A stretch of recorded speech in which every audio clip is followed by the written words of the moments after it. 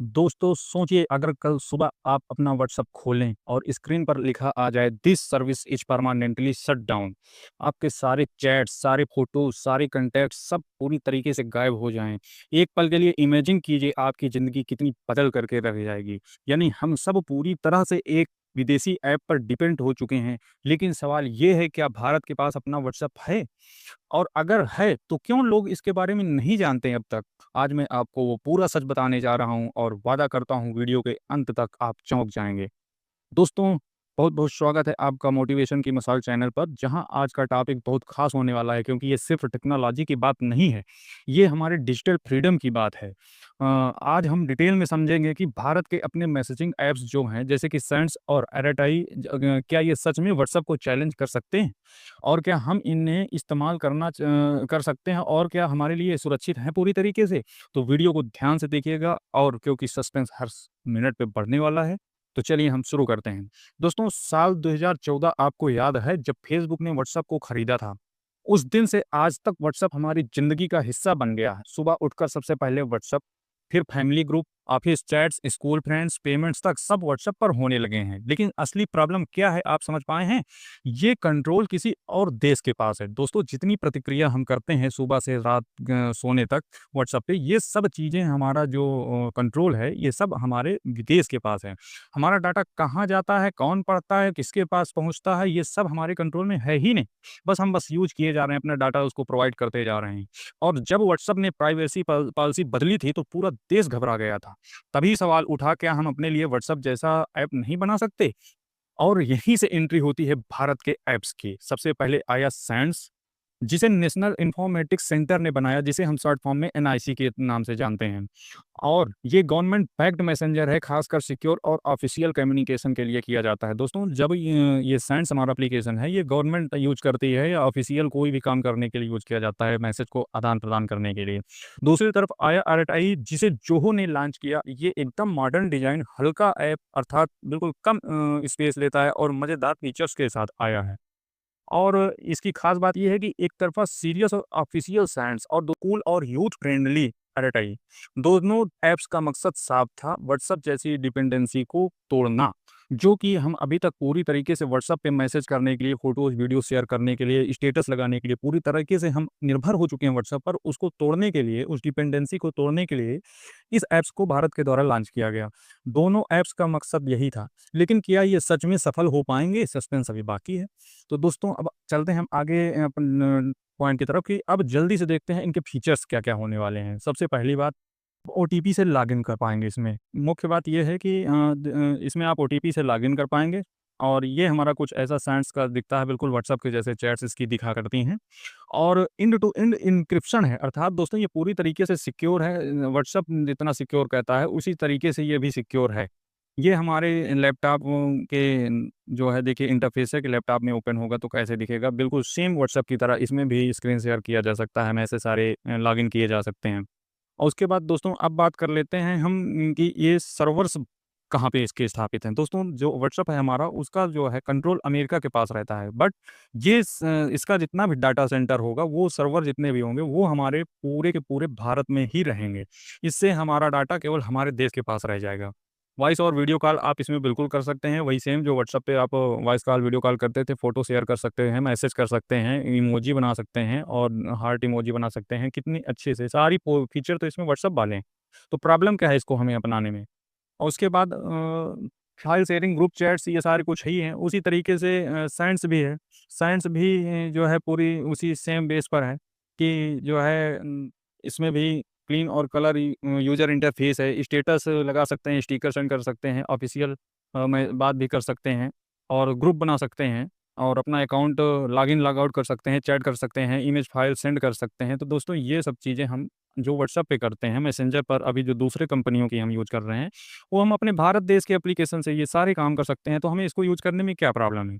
तो दोस्तों, ये था कुछ इसके फीचर पॉइंट। अगर आप कहेंगे तो मैं इसके लिए एक सेपरेट वीडियो बना दूँगा कि कैसे इसको पूरा डाउनलोड करना है और कैसे लॉगिन करना है, ये सारा कुछ। बात कर लेते हैं कि क्या व्हाट्सएप से इसको कंपेयर किया जा सकता है? तो व्हाट्सएप से कंपेयर करें तो हाँ, इनके पास कई फीचर्स हैं, लेकिन असली ताकत फीचर से नहीं, यूज़र से आती है। और यही है सबसे बड़ा चैलेंज जो कि हमें भारत के ऐप्स को फेस करना पड़ रहा है। याद है जब यूपीआई आया था, लोग कहते थे ये कभी काम ही नहीं करेगा, लेकिन आज गूगल, अमेज़न पे, पेपाल तक भारत के यूपीआई को मानते हैं और यूज़ करवाते हैं और अच्छा खासा ऑफ़र देते हैं, कैशबैक का लालच देकर इसको यूज़ करवाते हैं। आज यूपीआई हमारी ताकत बन गया है विश्व में। तो दोस्तों क्या हुआ वही कहानी मैसेजिंग ऐप के साथ भी दोहराई जा सकती है? क्या आने वाले 5 सालों में व्हाट्सएप नहीं बल्कि सेंड्स और आरटीआई दुनिया में छा जाएँगे पूरी तरीके से? क्यों सस्पेंस यही है और ये डिसाइड करेंगे आप और हम। दोस्तों क्योंकि ऐप्स को ताकत सरकार या कंपनियाँ नहीं दे सकती कभी भी, उसको हम आप यूज़र्स ही दे सकते हैं। चलो अब साफ-साफ देखते हैं कि इनके फ़ायदे और नुकसान क्या हैं? अगर हम इसको यूज़ करेंगे तो उससे हमें बेनिफिट क्या होने वाला है? अगर इसको हम यूज़ नहीं करेंगे तो उससे हमारा नुकसान क्या होगा? तो देखिए बात कर लेते हैं इसको। सबसे पहले हम फ़ायदों के बारे में बात करते हैं दोस्तों। तो ये सबसे पहले हमारा स्वदेशी मेड इन इंडिया होने की वजह से हमें इस पर भरोसा है। हमारा डाटा, हमारा एप्लीकेशन, हमारा जितना भी रिकॉर्ड होगा वो हमारा भारत यूज़ कर सकता है। अदर कोई कंट्री यूज़ करने का अधिकार नहीं है उसको। डाटा भारत में ही सुरक्षित रहेगा, सर्वर्स भारत में बनाए जाएँगे, भारत का ऐप है तो भारत में हमारा सेफ्टी 100% रहेगी। तीसरी बात ये आती है कि गवर्नमेंट सपोर्ट, भारत सरकार का इसमें सपोर्ट रहेगा, किसी प्रकार की कोई दिक्कत होती है तो भारत सरकार ज़िम्मेदार होगी। उसके बाद प्राइवेसी पर ज़्यादा फ़ोकस, जो हमारी प्राइवेसी अभी इस पे है कि नहीं, वो प्राइवेसी के नाम पर केवल धोखाधड़ी हो रही कि क्या हो रहा है, ये सब चीज़ें अभी हमें जानकारी नहीं है, ये दूसरे देश वाले कंट्रोल करते हैं। तो जब भारत वाले यूज़ करेंगे तो उसपे फ़ोकस ज़्यादा किया जाएगा कि हाँ, हमारे देशवासी हैं, इनका डाटा हमें सुरक्षित रखना है। बाहर वाले देश वाले क्या करेंगे? किसी अन्य देश के डाटा कोई भी यूज़ करे, क्या करना है, कंपनियों को बेच भी सकते हैं। तो ये था हमारा फ़ायदे।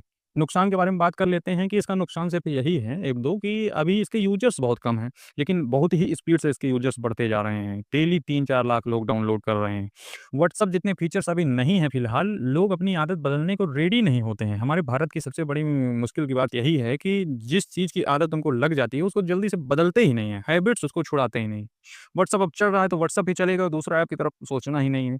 तो हम अपने व्हाट्सएप से थोड़ा-सा व्हाट्सएप मैं डिलीट करने को नहीं बोल रहा हूँ, आप व्हाट्सएप भी रखिए, बगल में अपना अपने भारत का एप्लीकेशन रखिए, थोड़ा-थोड़ा डिपेंडेंसी रखिए उस पर और धीरे-धीरे उस पर शिफ्ट होइए।